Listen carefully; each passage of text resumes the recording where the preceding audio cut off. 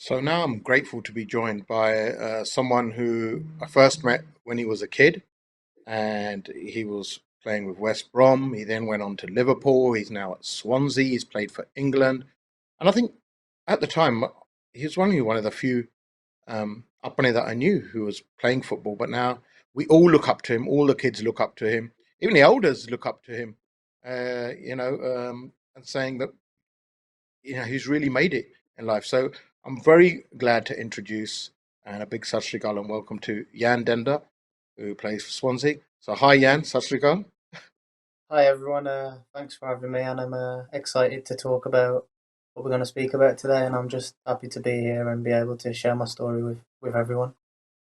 Jan, now I've seen you grow up as a kid, and I saw you with your dad and your uncles, and at that time you was at West Brom. Then you really hit the big time. You went to Liverpool. I mean, just talk us through it as a kid, uh, as an Asian kid. Did you get encouraged to explore your talent? And how was it? I mean, how did your mates take it? How did your family take it? Did you have to live away? Let's go through it. It's a great story.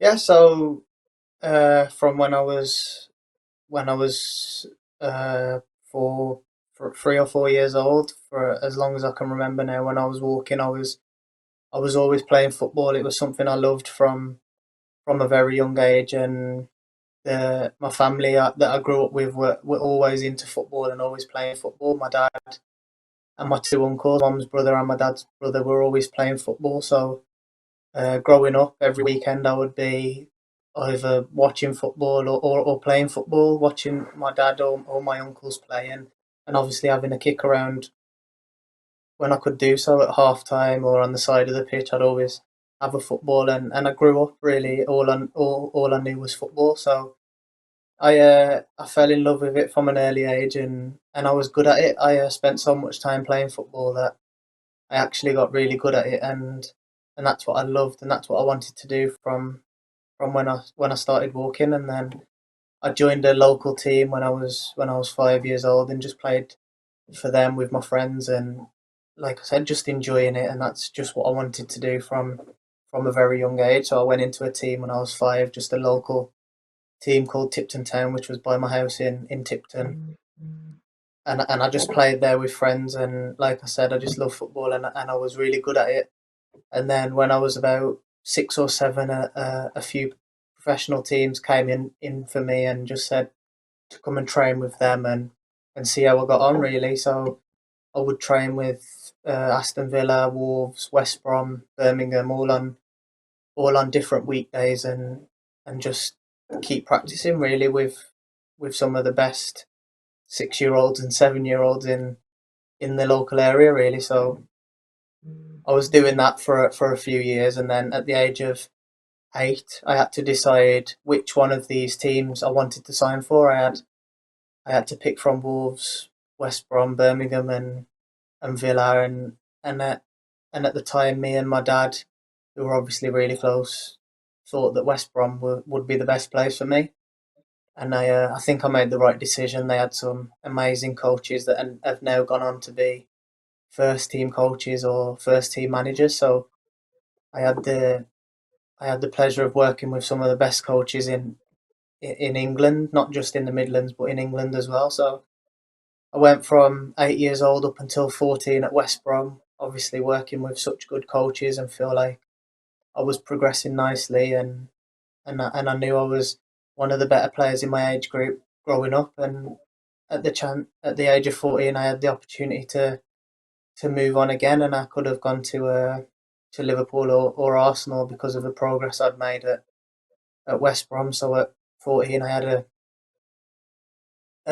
one in a lifetime opportunity, really, that not many people get to sign for Liverpool or Arsenal. And again, me and my dad went to Liverpool and Arsenal to see which was going to be the best for the next step in my career. And together we thought that Liverpool was going to be the best option. We thought that's where I had a pathway, and that's where I was going to improve the most. And at 14, I signed for Liverpool, which is obviously one of the biggest clubs in the world. And when you have an opportunity to move there, you don't want to miss it. So at 14, I had to leave my family home in Tipton because my little brother had just started school, and it weren't fair for him being so young, only at like 7 or 8 years old, to have to move to a different city completely. So as a family, me, sister, mom, dad, and little brother decided that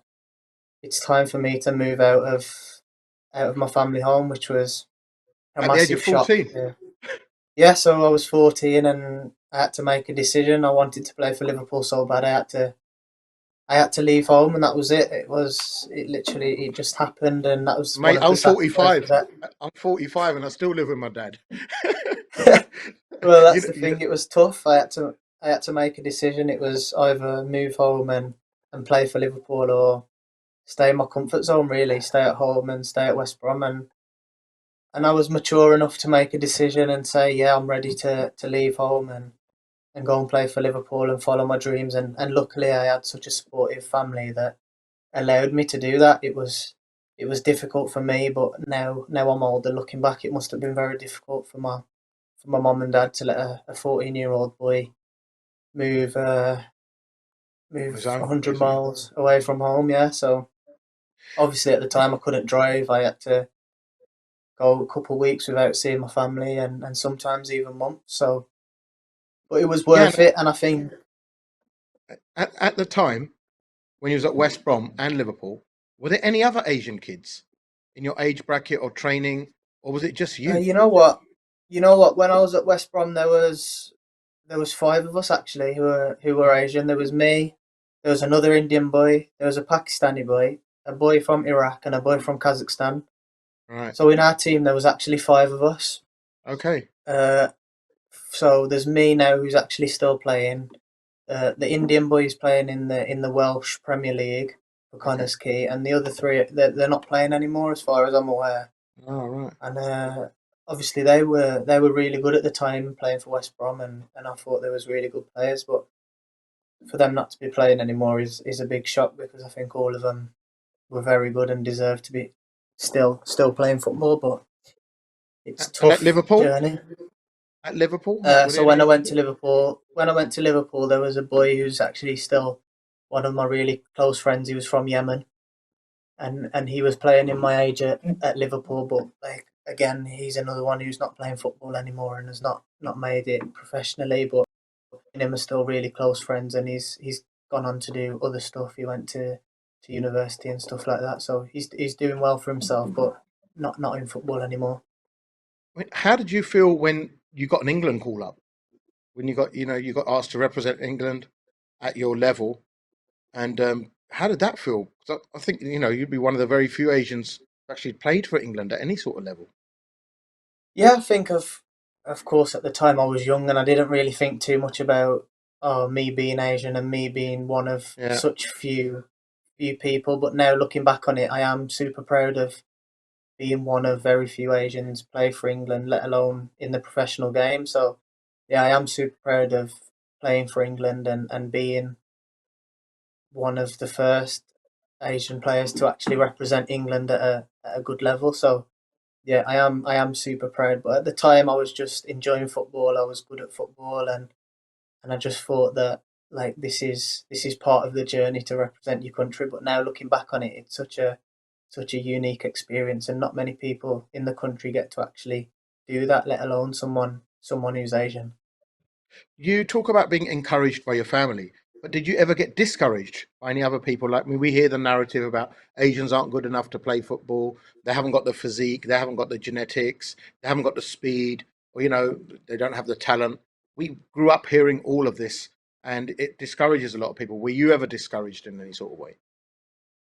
Yeah, of course. When I was growing up, there would be a lot of people who would say bad stuff to me because I was Asian, in terms of stereotyping, saying, "Oh, he won't make it professionally because no one else is doing it," or "He's better off suited to this job or that job." Whereas for me, I had such a supportive family in my mum and dad that would always say to me to just ignore the hate, and if people are saying racist comments or stereotyping you, then just use it as fuel to prove them wrong, and that's what I did, because I had such supportive family that loved me and allowed me to follow my dreams. I didn't really care too much about what other people thought, as long as my mum and dad was proud of me and was letting me do what I wanted to do, then that's all that mattered to me. And in the bigger picture, when someone would say stuff to me that would probably upset me or hurt my feelings, I would just use it and try and channel the anger to